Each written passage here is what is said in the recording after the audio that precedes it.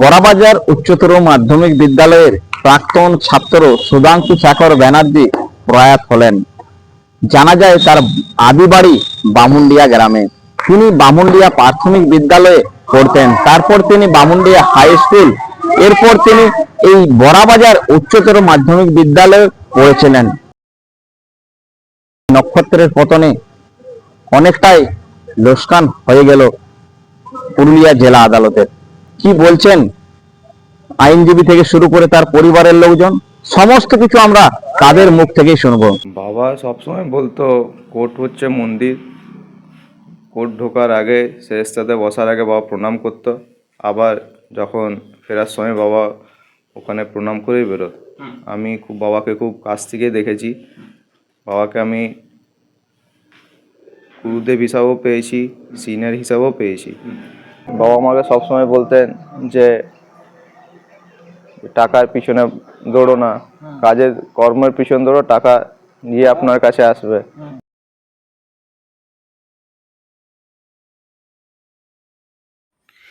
পুরুলিয়ার আইন জগতে নক্ষত্র পতন। সদ্য প্রয়াত হলেন 4 দশকেরও অধিক সময় ধরে আইন বিষয়ে রাজত্ব করা মানুষটি সুধাংশু শেখর ব্যানার্জি 71 বছর বয়সে ইহলোক ছেড়ে পরলোক গমন করলেন সদ্য। পুরুলিয়া বড়াবাজার ব্লকের বামুনডিয়া গ্রামে তার আদি বাড়ি। বামুনডিয়া প্রাথমিক বিদ্যালয়ের পর Bamundia high school, Barabazar high school হয়ে জেকে কলেজে তিনি বাণিজ্য বিভাগে অনার্স নিয়ে পড়েন। তারপর কলকাতা যোগেশচন্দ্র আইন কলেজে পড়াশোনা করেন। কলকাতা বিশ্ববিদ্যালয় থেকে প্রাইভেটে আর্টস নিয়ে পড়েন। 4 দশকেরও বেশি সময় ধরে তিনি পুরুলিয়া কোর্টে উকিল বাবুদের সঙ্গে সৌহার্দ্যপূর্ণ সুসম্পর্ক বজায় রেখেছিলেন। ছিল না অর্থলিপ্সা। বহুজনকে বিনামূল্যে আইনি পরামর্শ দিতেন বলেই জানা যায় তার পরিবারের সূত্রে। বহু দুস্থ মানুষের আর্থিক সহায়তায় তিনি পাশে এসে দাঁড়াতেন। সুধাংশু শেখর ব্যানার্জি সামাজিক ক্ষেত্র সুসম্পর্ক বজায় রেখে চলেছিলেন। তিনি ছিলেন 51বর্তী পরিবারের সফল কর্তা। সহজ সরল জীবন, পড়াশোনা ছিল তার নেশা। ভালোবাসতেন পুরুলিয়া জেলা আদালতকে। ভালোবাসা পেয়েছিলেন সমস্ত উকিল বাবুদের কাছ থেকে। এমনই এক নক্ষত্র পতন হলো পুরুলিয়া জেলার আইন মহলে। তখন আমাদের আর্থিক অবস্থা খুব ভালো ছিল না, দারিদ্রতায় ছিল। আর দাদা প্রথমে বামুনডিয়া প্রাথমিক স্কুলে পড়তো, সেখানে আমাদের বড় ভাইও কাজ করতো, উনি শিক্ষক ছিলেন। তারপর ওখান থেকে উনি যান বামুনডিয়া হাই স্কুলে, তখন এখানে 5, 6, 7, 8 পর্যন্ত ছিল। তারপর ওইখান থেকে উনি পড়তে চলে যান বড়াবাজার, মানে Barabazar high school, Barabazar high school, Barabhum নয়। আর উনি হেঁটে হেঁটে যেতেন এইখান থেকে, বামুনডিয়া থেকে। ওই 3 বছর হেঁটে হেঁটেই গেছেন। তারপরে বড়াবাজার স্কুল শেষ করার পর ওখানে 11 পর্যন্ত, তখন 11 পর্যন্ত ছিল। তারপর ওল্ড হায়ার সেকেন্ডারি যে ছিল সেইটা। তারপর উনি চলে যান জেকে কলেজে। জেকে কলেজে সান্ধ্য বিভাগে বিকমে ভর্তি হন। সেই সময় প্রিন্স মেসে থাকতো, নডিয়ায় একটা প্রিন্স মেস ছিল, সেইখানে থাকতেন। আর সেইখানে থেকে পড়াশোনা করতেন। তারপর জেকে কলেজ শেষ হলে উনি চলে যান কলকাতা যোগেশচন্দ্র ল কলেজে। সেখানে তিনি ওই পড়াশোনা করেছেন, LLB পাস করেছেন। সেই সময়েই ওই ক্যালকাটা ইউনিভার্সিটি থেকে প্রাইভেটে BA পাস করেন। আর ওখানে পরীক্ষার সময় সেই সময় সেই চেঞ্জ হচ্ছিল, মানে আপনার কংগ্রেস গভর্নমেন্ট থেকে CPM গভর্নমেন্টে আসছিল, বামফ্রন্ট গভর্নমেন্টে। ফলে বিভিন্ন শিক্ষা প্রতিষ্ঠানে গণ্ডগোল শুরু হয়েছিল। একটা রাজনৈতিক অস্থিরতার বিষয় যেটা শিক্ষা প্রতিষ্ঠানে প্রভাব পড়েছিল বলতে চাইছেন কি? সেইটা হয়েছিল। ফলে অবস্থা একটু খারাপ হতো পরীক্ষার সময়। তখন টোকাটুকির ব্যবস্থা ছিল প্রচণ্ড। সেই টোকাটুকির ব্যবস্থার বিপক্ষে গিয়ে ওরা কয়েকজন পরীক্ষা দিয়েছিল। সুধাংশুবাবু আর ওই সাথে আরেকজন জয়ন্ত, হয়তো মিত্রই মনে হয়। উনি পরে বোধহয় জাস্টিস হয়েছিলেন। আর ওনারা দুজন ছিলেন আমার জানা, আরও ওনারা বলতেন যে আরও 2-3 জন, আমি তো থাকতাম সাথে। আর আমরা খুবই কষ্ট করে ওখানে পড়াশোনা করেছি কলকাতায়। কলকাতায়।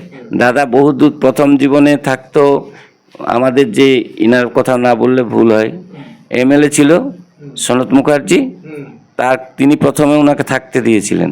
তো ওখানে বেশি দিন থাকেননি, মাস 2 ছিল। তারপরে চলে যাই বেলুড়ে থাকতো। বেলুড় থেকে যোগেশচন্দ্র কলেজ বোধহয় প্রায় 1.5-2 ঘন্টার রাস্তা। তারপর সেখান থেকে সাপুই পাড়ায় থাকতো, সেখান থেকেও আসা যাওয়া করতো, অনেক কষ্ট, মানে 1.5-2 ঘন্টার মর্নিং কলেজ, ভোর 6টায় এসে পৌঁছাতে হতো।